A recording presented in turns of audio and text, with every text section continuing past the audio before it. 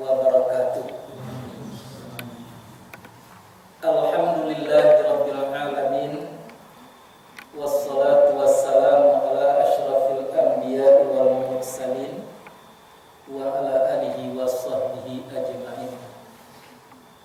Allahumma zidna ilman nafi'an mubarakan fid dunya wal akhirah. Wafhamna ala syariatin Nabi Muhammad sallallahu alaihi wasallam. Ittaqullaha haqqa tuqatih wa la tamutunna illa wa antum muslimun. A'udzu billahi minasy syaithanir rajim. Bismillahirrahmanirrahim. Wa iz qulna lil malaikati isjudu li Adam fasajadu illa iblis qala asjudu liman khalaqta tina. Berlindung aku dengan Allah dari perdayaan syaitan yang terkutuk, dengan nama Allah yang pengasih lagi penyayang. Dan ingatlah seketika berkata kami bagi malaikat, sujudlah kamu bagi Adam.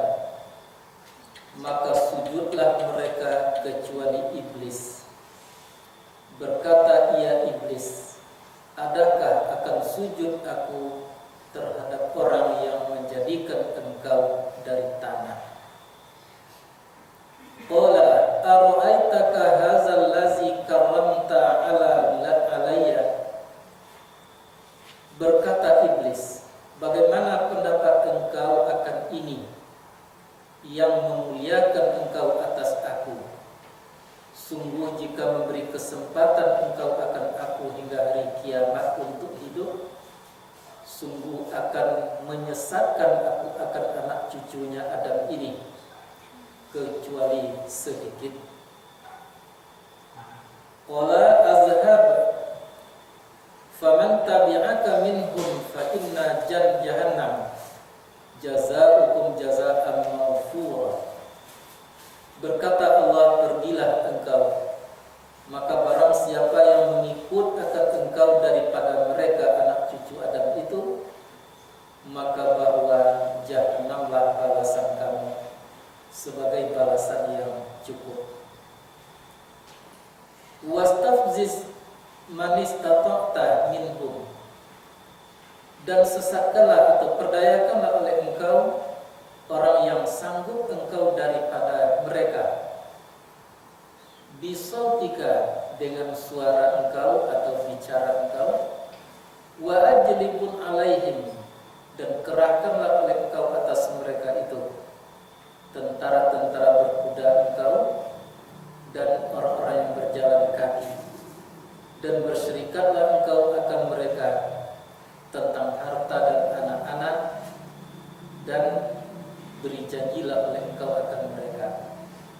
Wa ma ya'iduhum syaitan illa ghurura, dan tidaklah yang menjanjikan akan mereka itu syaitan kecuali hanya tipu daya belaka.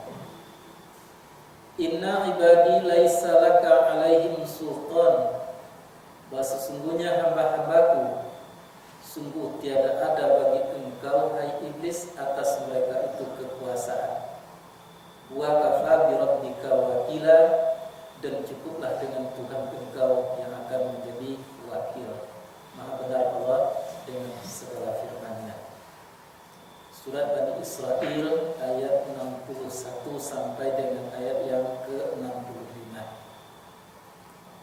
Secara umum pengertian ayat itu sudah hampir-hampir dapat kita terima, yaitu masalah Allah pernah mengatakan kepada iblis menyuruh sujud kepada Adam alaihissalam, maka iblis tidak mau dikarenakan ada alasannya. Alasannya adalah bahwa Adam itu dijadikan dari tanah, sedangkan dia dijadikan dari api. Maka iblis merasa bahwa Adam itu lebih rendah dan dia adalah lebih mulia dibandingkan dari Adam itu sendiri. Nah, sehingga begitu pun iblis tadi merasa dendam, sakit hati, karena yang dimuliakan oleh Allah itu adalah Adam, bukan dia. Maka dia berkata, bagaimana pendapat engkau, hai Allah? Allah pula menyebutkan, engkau memuliakan orang yang engkau jadikan daripada tanah. Kalau sekiranya engkau memberi kesempatanku untuk hidup sampai dunia kiamat, aku akan berusaha keras untuk menyesatkan anak cucunya Adam, kecuali sedikit yang tidak akan sesat nanti. Nah, maka Allah marah. Pergilah engkau. Jelas siapa yang akan mengikut engkau nanti. Engkau bersama dengan mereka itu balasannya adalah jahanam. Jahanam itulah balasan yang cukup untuk orang-orang mengikut kepada engkau. Perdayakanlah oleh engkau mereka, anak cucunya itu Adam, dengan melalui suara engkau, sautika, dan kemudian kerahkan oleh engkau berbagai macam kemampuan bala tentara engkau untuk menyesatkannya. Dan berserikatlah engkau di dalam masalah harta mereka dan anak-anak mereka, dan janjikan oleh engkau kepada mereka. Dan tidaklah janji syaitan itu kecuali tipu daya semata-mata. Nah, tetapi ada catatan bahwa sesungguhnya hamba-hambaku, orang yang mengabdikan diri kepadaku, engkau tidak ada kekuasaan untuk menyesatkan mereka. Dan cukuplah Allah saja yang akan menjadi pelindung atau menjadi pemimpin. Itulah arti ayat secara umum.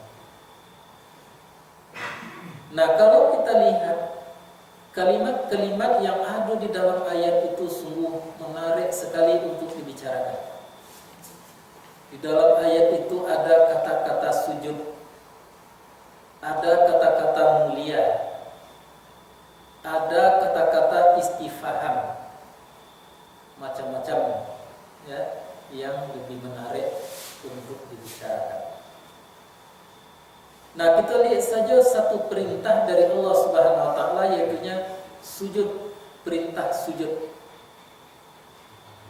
Nah, kalau kita artikan sujud itu di dalam pengertian umum, tidak orang akan memahami sujud itu mencecahkan dahi atau kepalanya di bumi. Itulah sujud. Nah, kita tidak akan membantah, memang itu adalah sujud.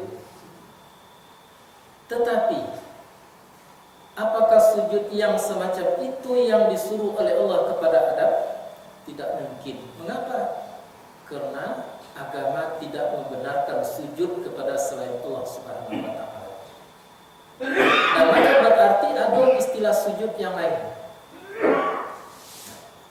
Maka sujud dalam pengertian yang lain itulah yang disuruh iblis tadi kepada Adam alaihissalam. Sujud apa itu? Itunya sujud lil kiramah, namanya sujud untuk memuliakan. Ya, untuk memuliakan Adam. Jadi seolah-olahnya, wahai iblis, kamu harus memuliakan Adam, karena Adam itu punya kelebihan daripada kamu. Itulah yang tidak nampak oleh iblis tadi. Apa kelebihan Adam? Karena iblis hanya melihat dari satu sisi, yaitu dari sisi ciptaan. Yang Adam itu diciptakan daripada tanah. Hanya itu nampak di iblis. Nah, dikarenakan nampaknya itu, timbullah kesombongan. Bukan kelebihan Adam yang tampak, tetapi adalah kekurangan Adam yang terlihat. Maka sewaktu melihat kepada kekurangan Adam, maka justru iblis pada waktu itu tidak mau sujud, bahkan mendendami Adam alaihissalam sampai kepada zurriyatuhum, keturunan daripada mereka itu nanti, turunan Adam dan keturunan-keturunan berikutnya itu akan disesatkan oleh iblis. Nah, apa artinya? Bahwa sesuatu pemahaman yang tidak benar itu pasti akan membuat kita menjadi sesat. sesat di dalam berpaham. Mengapa terjadi kesalahan penilaian terhadap sesuatu tadi? Karena kita melihatnya dari satu sisi. Itu iblis tadi melihat dari satu sisi kepada Adam, yaitu dari sisi ciptaan. Dalam kehidupan kita banyak terjadi yang semacam itu. Manusia hanya menilai orang lain atau selain dirinya hanya dari satu sisi. Kalau kita sesama manusia mungkin penampilannya yang dinilai. Benar itu, tetapi tidak sebenar-benarnya. Memang akan dapat disebut mulia orang-orang punya jabatan dibandingkan dengan orang-orang yang tidak punya jabatan. Memang bisa kita katakan baik orang-orang yang berpunya dibandingkan dengan orang-orang yang tidak berpunya. Bisa kita katakan beruntung orang-orang yang mendapatkan apa yang diinginkan dibandingkan dengan orang yang sejuta gagal. Bisa kita mengatakan seperti itu. Tapi pada hakikatnya apakah itu yang sebenarnya? Enggak. Iblis melihat Adam dijadikan daripada tanah. Maka iblis menganggap Adam itu adalah hina. Dialah yang mulia. Bisa jadi kalau dilihat dari satu sisi seperti yang tadi. Tapi yang sebenarnya kemuliaan itu bukan di situ letaknya. Kemuliaan itu bukan terletak di atas bentuk. Kemuliaan itu bukan terletak di atas kedudukan. Kemuliaan yang sebenarnya itu bukan terletak pada macam-macam. Tetapi kemuliaan itu adalah terletak pada satu target yang harus kita dapatkan, yaitu ilmu dan pengetahuan. Indah seketik hadis, banyak sekali ayat yang menerangkan bahwa orang-orang yang punya ilmu dan pengetahuan itu tinggi sekali derajatnya di sisi Allah Subhanahu wa taala. Dikarenakan Adam alaihissalam itu punya ilmu, dia mengetahui, dia mengerti tentang nama-nama yang telah diberikan, diajarkan oleh Allah Subhanahu wa taala kepadanya, maka itulah sebabnya Adam adalah mulia sehingga iblis disuruh sujud. Sujudnya lil kiramah untuk memuliakan Adam alaihissalam. Nah, maka untuk itu harus kita terapkan dalam kehidupan. Kita tidak boleh alfa, tidak boleh kita lengah, lalai di dalam mendapatkan ilmu dan pengetahuan. Nah, tapi jangan salah bahwa kalau ilmu saja tidak cukup, harus dapat memahami dengan secara benar. Kalau ilmu saja menyesatkan, itu sebabnya tadi iblis tahu bahwa Adam diciptakan dari tanah. Iblis tahu bahwa dirinya diciptakan dari api. Tapi dia tidak memahami bagaimana sesungguhnya Adam, bagaimana sesungguhnya saya atau iblis. Itu yang tidak dipahaminya, maka dia disesatkan oleh ilmunya sendiri. Itu sebabnya di dalam pengajian majelis ta'lim kita tidak boleh berhenti pada satu titik, yaitu hanya sekedar mengetahui, sekedar berilmu, tapi kita harus berupaya untuk memahami bagaimana yang sebenarnya yang kita ketahui tadi. Dalam pengajian sudah pernah disampaikan bahwa yang diajarkan kepada Adam itu adalah nama-nama. Wa 'allama Adam al-asma'a kullaha. Mengajarkan Allah akan Adam itu akan nama sekalian nama. Itu berarti kita sudah punya ilmu. Ayatnya jale, artinya jale. Nah, terjemahannya mungkin jale, maka berarti kita sudah punya ilmu. Nah, tapi kita tes, apakah ilmu kita tadi sudah benar atau tidak? Memang sewaktu ditanyakan kepada orang yang tahu tentang ayat itu, yang mengerti tentang ayat itu dengan artinya atau terjemahnya tadi, lalu ditanyakan kepada mereka nama-nama apa saja yang diajarkan Allah Subhanahu wa taala kepada Adam alaihissalam, maka karena tidak dapat dipahami dengan sesungguhnya, orang agak kewalahan untuk menjelaskannya. Akhir-akhirnya dijawab menurut teori pemikiran semata. Katanya yang diajarkan kepada Adam itu adalah nama seluruh yang ada di dalam surga. Nama kayu, nama tanah, nama segala-galanya. Tetapi secara logika itu tidak memungkinkan. Mengapa? Karena akan sangat amat sulit sekali untuk menerima nama-nama seluruh benda-benda yang ada di dalam surga pada waktu itu. Nah, maka oleh sebab itulah kita harus kembali untuk memahaminya kepada lafaz daripada ayat tadi. Ulang baca jawabannya. Wa 'allama Adamal asma'a kullaha. Nah, kata asma itu adalah jamak. Jamak itu tidak terhingga, itu tidak ada batihnya. Ke atas tidak ada punya batih, ke bawah punya batih. Apa batihnya ke bawah? Asal lebih daripada dua itu jamak namanya. Nah, kalau dua baru itu musanna namanya. Kalau satu mafrad namanya. Kini jamak takfir, pecah daripada buatan mufradnya. Jadi isim mufradnya asma tadi adalah ismun. Nah, lalu dipecah jadilah menjadi asma. Itu disebut di dalam tata bahasa Arab itu dengan jamak takfir, jamak yang pecah dari mufradnya yang tidak punya aturan pecahnya tadi.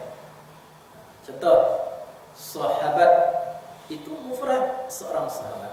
Ashabun itu beberapa orang sahabat. Sahabun itu juga beberapa orang sahabat. Sahabatun itu juga berarti beberapa orang sahabat. Jadi rupanya yang diajarkan oleh Allah kepada Adam itu bukan nama seluruh yang ada, tetapi adalah satu nama dan kemudian pecah menjadi beberapa hal yang tidak terhingga. Dari mana kita mulai? Satu, Allah. Nama apa? Nama itu nama zat yang tidak punya bandingan. Nama zat Allah. Dari Allah itu, dari nama Allah itu kalau diurai banyak sekali yang terkandung di dalamnya. Itulah pecahannya tadi. Satu, Allah itu punya zat. Allah itu punya sifat. Allah itu punya asma. Allah itu punya af'al.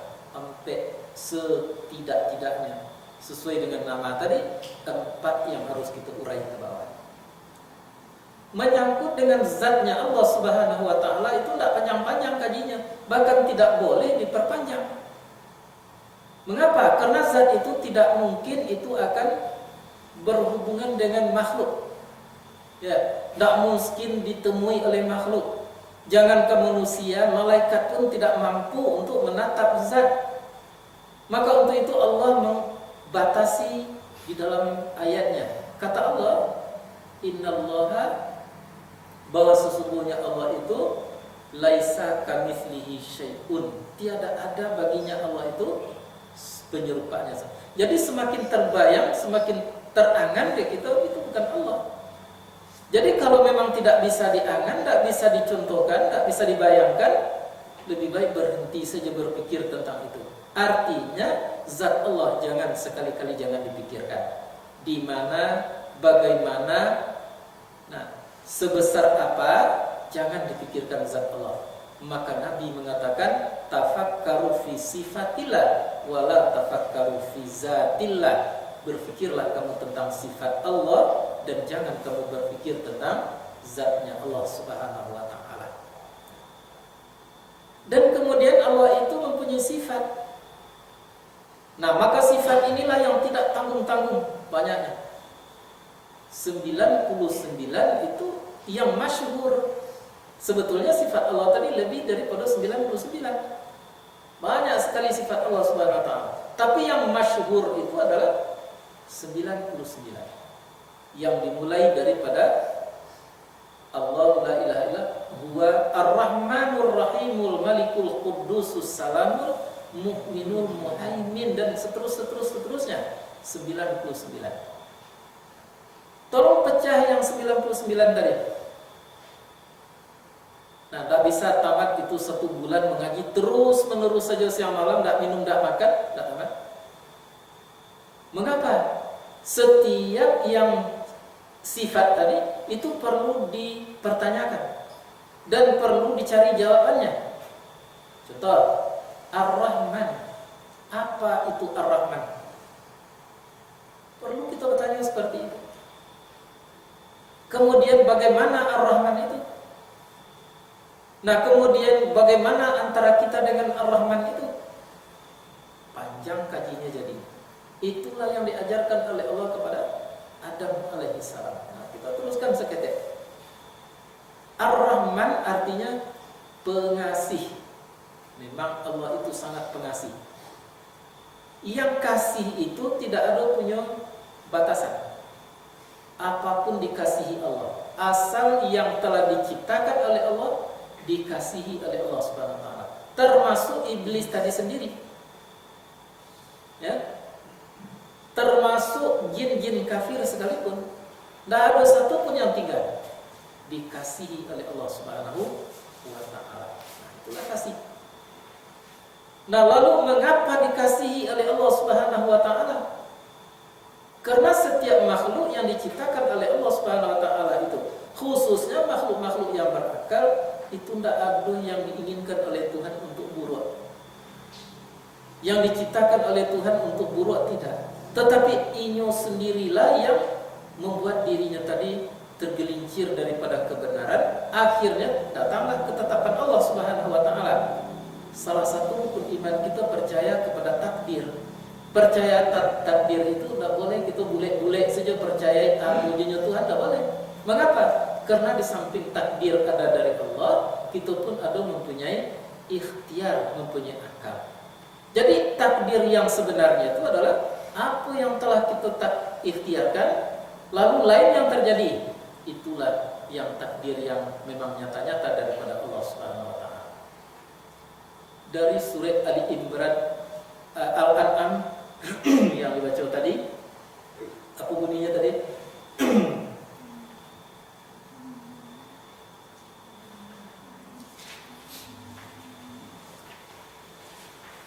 Huwallazi khalaqakum min tin summa qada ajalan. Dialah Allah itu yang menciptakan akan kamu dari tanah. Jadi kamunya di situ asal mulanya dulu dari tanah, yaitu dari Adam alaihissalam. Adam itu diciptakan dari tanah. Summa qada ajalan, kemudian menetapkan ia akan ajal. Ya. Kita bolehkan saja mungkin ajal tadi waktunya sekian tahun, sekian puluh tahun mungkin. Nah, tetapi tidak boleh kita nanti saja ajal itu. Ya, nanti sajalah. Tidak boleh. Mengapa? Karena boleh jadi kita sendiri beko yang salah, maka ajal kita akan berubah. Kalau baik usaha kita, boleh jadi ajal kita akan bertambah, umur kita akan bertambah. Apa ayatnya? Wa ajalun musamman indahu. Jadi di samping ajal yang telah ditetapkan tadi 70-80 tahun misalnya jatah hidup di permukaan bumi, ada lagi ajal yang ditetapkan oleh Allah Subhanahu wa taala. Berdasarkan apa? Berdasarkan usaha manusia itu sendiri. Sekalipun orang tadi sudah ditetapkan oleh Allah umurnya 100 tahun misalnya, tetapi sewaktu dia berumur 10 tahun lalu dia minum racun, maka takdir akan dirubah oleh Allah Subhanahu wa taala itu sendiri. Tak jadi 90 tahun atau 100 tahun, hanya 15 tahun saja mampus sampai ajal. Nah, dan dia tidak tertutup kemungkinan bahwa ada seseorang yang jatah ajal pertamanya tadi tertulis di Lauh Mahfuz itu hanya 70 tahun misalnya, tapi karena adanya usaha-usaha yang dia lakukan, termasuk doa sekalipun, tidak ada salahnya Allah akan menambah jadi 100 tahun, bahkan bisa menjadi lebih. Jadi oleh sebab itu, takdir dari Allah Subhanahu wa taala itu dua macam. Ada takdir yang langsung dari Allah, dan kemudian ada takdir yang ditetapkan oleh Allah melalui usaha kita. Baik usaha kita, baik nanti takdir yang ditetapkan Allah untuk kita. Buruk usaha kita, maka buruklah nanti takdir yang ditetapkan Allah Subhanahu wa taala untuk kita. Jadi maka oleh sebab itu kita harus melihat begitu kasihnya Allah Subhanahu wa taala kepada makhluknya. Nah, kemudian bagaimana antara kita dengan kasih tadi? Kita harus merasakan. Tidak bisa, tidak boleh hanya sekedar tahu, tetapi kita sadari, kita rasakan dia kasih Allah Subhanahu wa taala. Nah, andai kata kita dapat merasakan kasih Allah Subhanahu wa taala itu, maka justru akan tertutuplah segala sesuatu yang tidak kita inginkan. Segala yang buruk akan tertutup oleh kasih Allah Subhanahu wa taala. Kok sakit kita, yo sayang yo Allah baru lagi sakit. Itu tertutup sakit tadi oleh rasa kasih Allah Subhanahu wa taala. Kok miskin kita, akan tertutuplah rasa pendongkolan kita terhadap diri kita atau terhadap Allah itu sendiri, dikarenakan kita dapat merasakan kasih Allah Subhanahu wa taala. Itu sebab Nabi mengatakan, kalau kamu melihat kepada dunia, melihatlah ke bawah. Kalau kamu melihat kepada urusan agama atau akhirat, melihatlah ke atas. Apa artinya tuh? Kalau kita mencari ke dunia, lihatlah orang yang di bawah kita, supaya kita selalu merasakan Allah sedang kasih kepada kita. Ya, kalau kita tonton TV, ada payah-payah mencari dapat TV lebih 50.000 sehari mencari dalam laut boleh. Tadi dia tonton. Kalau itu kita tonton, kita akan merasakan dia kasih Tuhan kawak daripada orang tuh. Akhirnya derita yang sedang kita tanggungkan akan hilang, pasti. Daripada tidak. Tapi coba kalau kita melihat orang yang di atas kita, nah, maka kasih Allah Subhanahu wa taala pada itu akan hilang terhadap diri. Seolah-olah kita rasanya tidak dikasihi oleh Allah Subhanahu wa taala. Jadi kalau melihat kepada dunia, lihatlah ke bawah, jangan melihat ke atas. Jadi kalau mendiang almarhum Zainuddin MZ itu mencontohkan, kalau kita punya mobil, lihatlah orang punya Honda. Kalau kita punya Honda, lihatlah orang yang punya sepeda. Kalau kita punya sepeda, lihatlah orang jalan kaki. Kalau kita jalan kaki, lihat orang yang lumpuh. Kalau kita yang lumpuh, lihatlah orang yang telah inna lillahi wa inna ilaihi raji'un. Apa tujuannya tuh? Supaya kasih Allah jangan pernah tercabut di dalam rasa. Nah, maka orang-orang yang meninggal di dalam keadaan melepaskan rasa kasih Allah Subhanahu wa taala, orang itu adalah sedang mati di dalam bermaksiat kepada Allah Subhanahu wa taala. Itu sebabnya kita tidak boleh hanya sekedar tahu bahwa Allah itu kasih kepada kita. Nah, itu baru kasih, apalagi sayang. Jauh bedanya kasih aja sayang. Ya, kata Nabi, itu kasih itu hanya 1%, 1/100 dari nikmat Allah Subhanahu wa taala. Yang sayang 99 bahagian, 99%. Tetapi yang sayang itu tidak akan pernah diberikan di atas dunia, tetapi diberikan di akhirat nanti. Sedangkan yang kasih diberikan di atas dunia. Dan seluruhnya mendapatkan. Bayangkan, sedangkan hanya 1/100 dari nikmat Allah yang diberikan kepada seluruh makhluk, ya, tidak kunjung puas manusia dengan kehidupan di permukaan bumi. Tandanya apa? Tandanya berebut-rebutlah manusia itu untuk mendapatkan nilai-nilai dunia semata-mata. Sikut kanan, sikut kiri, kalau perlu dijual orang lain, kalau perlu menari di atas bangkai, kalau perlu menyanyi di atas derita orang lain demi untuk mencapai dunia.